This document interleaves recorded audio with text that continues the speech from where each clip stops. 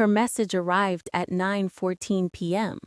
One sentence, 12 words, sharp enough to scrape something raw inside me. How do I survive another date night with Captain Boring? My name wasn't in it, but it didn't need to be. I read it while standing in the ticket line, the Broadway show she'd been begging me to take her to for months. My fingers were still curled around my wallet when the notification lit my screen. I didn't blink, didn't breathe, just watched her name sit there above words meant for someone else. For a moment, the world behind me, the noise, the shoulder-to-shoulder impatience, the wet city heat, faded into a single cold place, a small metal room in the back of my ribs, locked from the inside. She sent the message on a group chat with her friends. Or maybe not just her friends. Hard to tell anymore. Lines blur when you trust the wrong person long enough. I bought the tickets anyway. $800. Center orchestra, the kind of seats she'd brag about. Then I returned them. Then I bought 2 new ones. One for me, one for her best friend, who'd once told me, quietly, that she wished someone looked at her the way I looked at my wife. She'd said it as a joke. I'd laughed. Now I wasn't laughing. When I texted her, "Want to see that show tonight? My treat." She responded before I finished locking my phone. I felt nothing. Or maybe I felt everything, but in a muted, underwater way that made it impossible to name. I just knew the story I'd been living in wasn't mine anymore, and hers was about to collapse. The real decline started weeks earlier when her father suddenly became sick. Vague symptoms, always vague. Mysterious pain, sudden appointments. She'd disappear for entire evenings to help him. She'd return smelling of perfume that wasn't hers, laughing at jokes nobody had told in our house. I believed her at first. I even drove by his place once, engine off, just to see if her car was there. It wasn't. But denial has its own gravity. It drags you back each time you try to float above it. So I told myself she'd stepped out for groceries or meds or air. People do that, don't they? But there was a new quiet between us. A tension shaped like a secret she thought I was too dull to perceive. Captain Boring. The phrase echoed, mockingly, behind every half-smile she gave me, behind the long glances at her phone, behind the way she turned her body slightly away from me at night as if shielding her dreams. I started noticing the inconsistencies.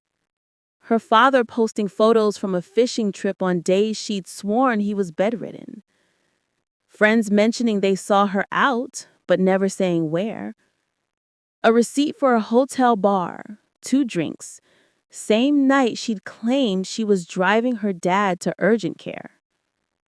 Little fractures, hairline cracks, but enough to let the light of the truth seep through. I didn't confront her. I didn't shout. I didn't even change my behavior. Because betrayal is a strange thing. It steals your anger first, leaves you cold, observant, patient in a way that feels almost predatory. I simply started watching her the way she'd stopped watching me. And the more I watched, the more I saw the story she'd told unraveling strand by strand. I began with the small things. Phone records, GPS pings, bank statements she never cleared from our shared account because she thought I never looked. Patterns emerged. Regular nights away, but not at her father's neighborhood. Charges for dinners for 2. A florist. a rideshare route that led to a townhouse I didn't recognize. Every discovery felt like a quiet blade sliding into place, not piercing, just waiting. I kept my movements calm, predictable, the kind of stillness that terrifies once you realize it's intentional. She'd walk into a room and I'd be sitting there, reading. She'd study me too long, as if trying to decide whether I knew, whether the surface calm was real or the mask of something sharper. Her best friend noticed before she did. During our date at the Broadway show, she leaned close during intermission, her breath warm against my ear. She's been different. You know that, right? I looked at the stage instead of her. I know. Something in my tone must have unsettled her. She didn't press further. But she kept glancing towards the lobby, where my wife now stood, unexpectedly. She'd shown up mid-show, frantic, demanding to know why her best friend was there with me. I didn't explain. I simply watched her unravel from a distance, her voice trembling in the half-light of the chandeliers. The cracks were widening, and I hadn't even touched them yet. At home, over the next few days, she tried harder to perform affection, touching my shoulder, asking about my day, leaving sticky notes on the fridge with little hearts drawn on them. Signs of guilt, not love. I kept collecting evidence, even ordered a DNA test, not for a child, but to confirm whether a hair on her passenger seat belonged to her friend or someone else. It wasn't her friend. When the final piece of truth arrived, her location log showing she'd spent the same night at the townhouse as a man's name she'd saved in her phone as Cousin Nate, I didn't get angry. I just felt the story clicking shut, like the lid of a box. I printed everything, laid the papers neatly on the dining table. She walked in from another visit to her father, smelling like a cologne I didn't own, and froze when she saw the stack. What's this? I didn't answer. I just pushed the top page towards her. A time-stamped photo of her entering the townhouse with Nate, his hand on the small of her back. Her knees gave slightly. She grabbed the table like the truth was something physical striking her.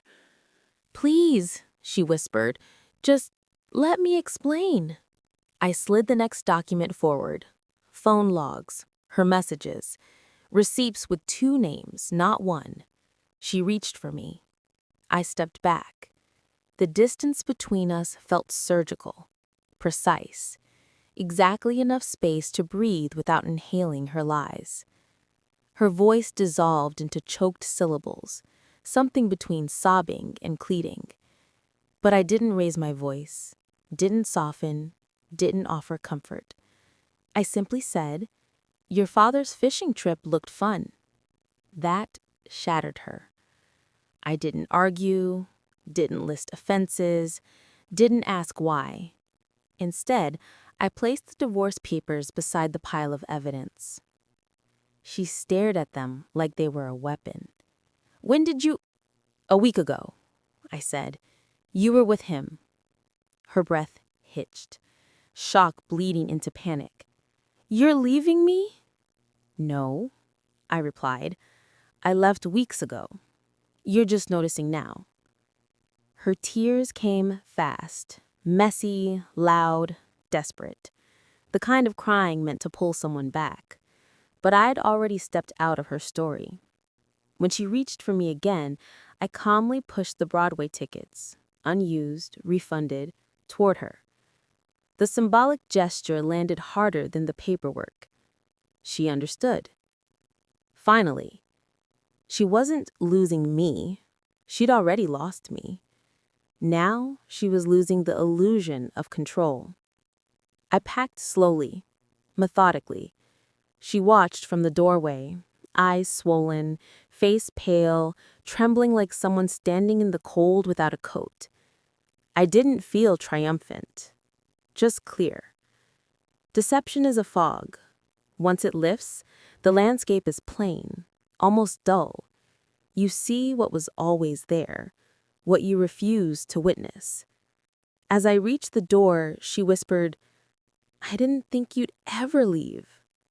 I paused. Not for her, for the moment, for the quiet, the final breath before stepping into a new story. "I know," I said. Then I walked out. The door clicked behind me, soft, precise, final.